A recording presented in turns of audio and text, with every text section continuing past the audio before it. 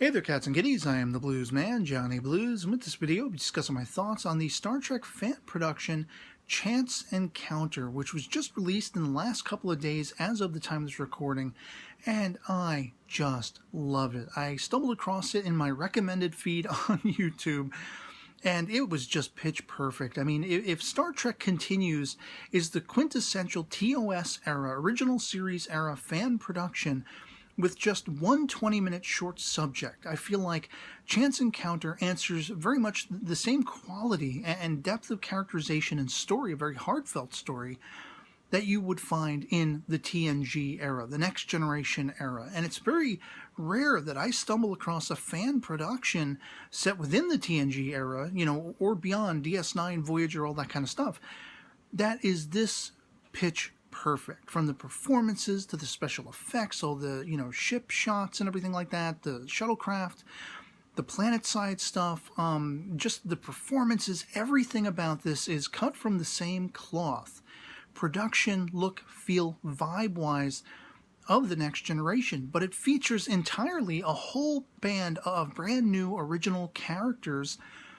And what I love is you instantly sort of fall for them. You instantly are attracted to them.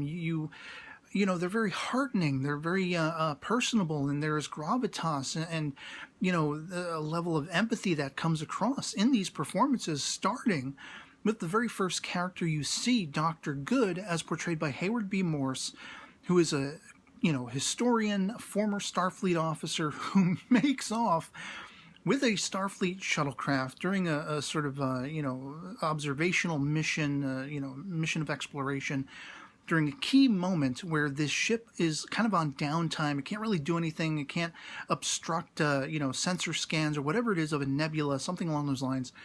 And he knows how to bypass the computer security codes, all that kind of stuff, to make off with this shuttlecraft. And he takes off for a planet. And you're really, from the opening moments, you're kind of calling it into question. What is this guy up to? Is he, nefarious? Is he going to try to give away Federation secrets? Something like that. You don't really know. Someone like me who has watched tons of hours of Star Trek, I could kind of perceive where they were going with it. I kind of felt like I was, 2 or 3 steps ahead of where it was going.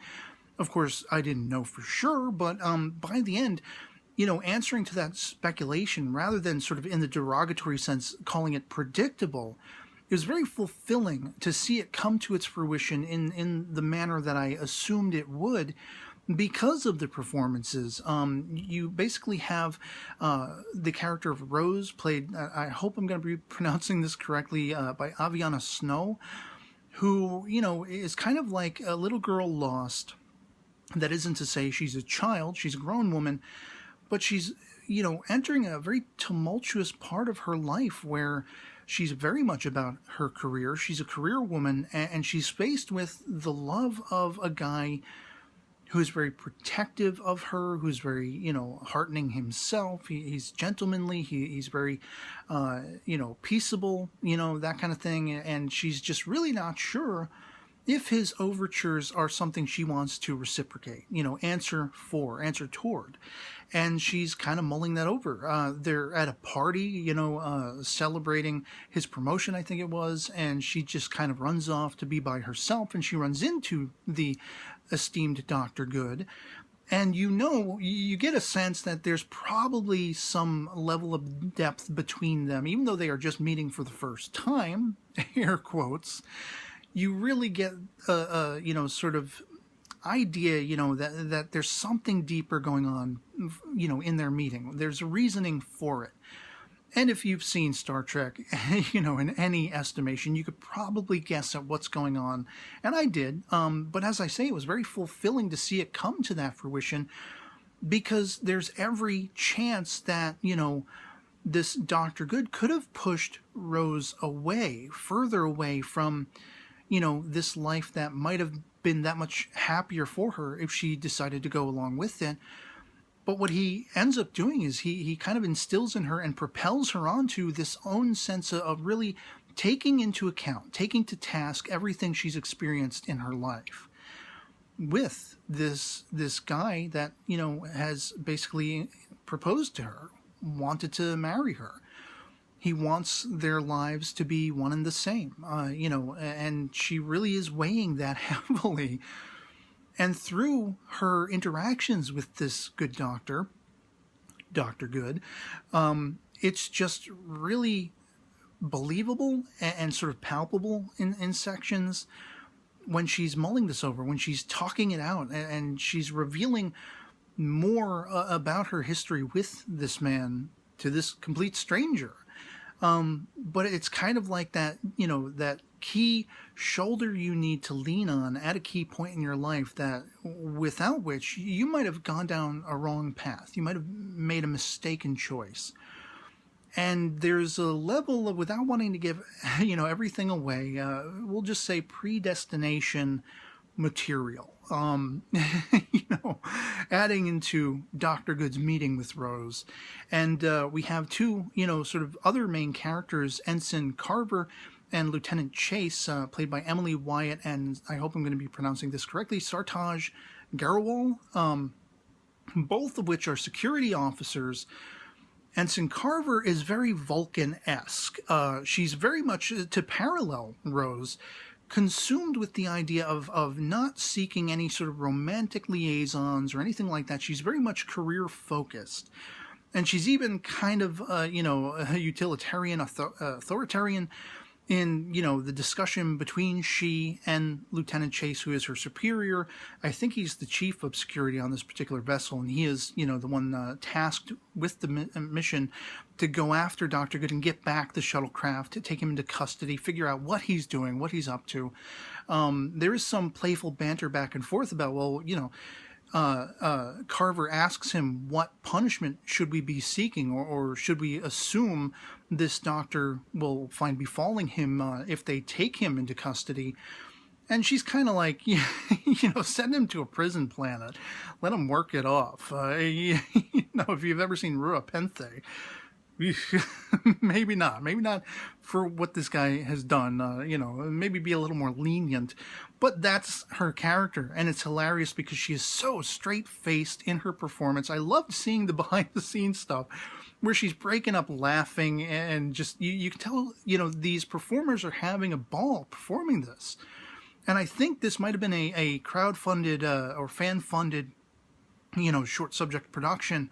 And so to see the love and the care in the storytelling, in the performances, everything like that, it's just perfect. Sartaj Caraway, again, I hope I'm pronouncing that correctly, as Lieutenant Chase, the chief of security, really kind of had a sensibility that reminded me a lot of Miles O'Brien, the character from Deep Space Nine, originally from TNG, just in his very jovial manner. And he has a charm to him that you can see, like, you'd be in good hands. He's probably a tough stuff security officer. He's kind of analytical. He's approaching this like, okay, first we got to be methodical. First we have to figure out where Dr. Good is. We're going to find out what he's been up to. We're going to then judge him based on what he's been up to.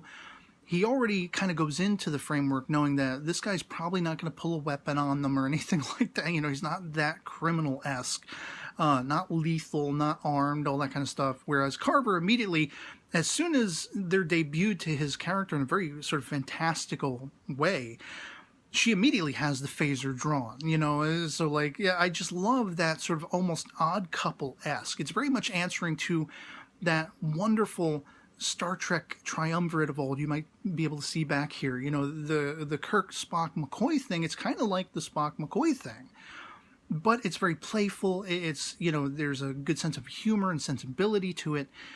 And I just loved it. There is one scene I have gleaned from the behind-the-scenes featurette featuring the captain of this particular vessel, Captain Jansen, as portrayed by Philip Delancey. You only see him very briefly. He's not sort of a focused character for the purposes of this short subject, but even his performance is believable. You believe him as a captain. You believe him handing down this order to Lieutenant Chase to go after, what a perfect name, Lieutenant Chase, to go after Dr. Good and everything like that. And it's just, I can't rave any more about it. I can't, Trekkie fanboy any more about it. I loved it. For a fan production, The production quality, the performances are unmatched, especially for a TNG era. Short subject, short film, fan production. It was just gangbusters. I love it. I really hope, I know that CBS has handed down sort of a very confining fan production, list of rules and regulations. I really hope this band of performers can work about a way to do another short subject. I mean, call it something else, use fake names, whatever you gotta do. I want to see these characters again. I would love to see reprisals of these characters, to see more engaging stories like this short subject featured, because it's just some of the best work I have ever seen.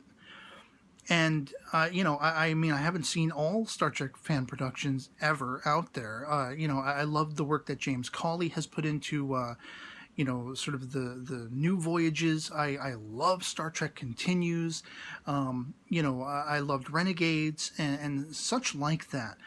Some of these former productions came out, before CBS handed down their rules and regulations, and we were actually able to see some actors reprising their roles in those former productions. But I love, a short subject like this that can be groundbreaking, with a brand new set of characters that are immediately likable, that you feel like you've spent ages with, like you've been watching for several seasons, just in a 20-minute short. Wow. It's like, if you have any inkling, if you are even remotely interested in anything Star Trek, especially the Next Generation era, you owe it to yourself to check out this short. You will not be sorry. And I do not hand out this sort of accolade lightly, because there are a lot of, I'm sorry, bad fan productions out there. The acting, if you can call it that, people who can't act themselves out of a wet paper bag, believably, convincingly. This is nothing like that. This is like, it feels like an official production. And that's the highest praise I can give it. I thoroughly enjoyed it. I'm very much intending to go watch it again several more times. And I'm honestly, I'm smitten with Emily Wyatt's Ensign Carver too. That helps. And also, being a Doctor Who fan, being a Whovian, a blonde, maybe British, Rose, and maybe some timey-wimey. We'll leave it there. I don't want to spoil it.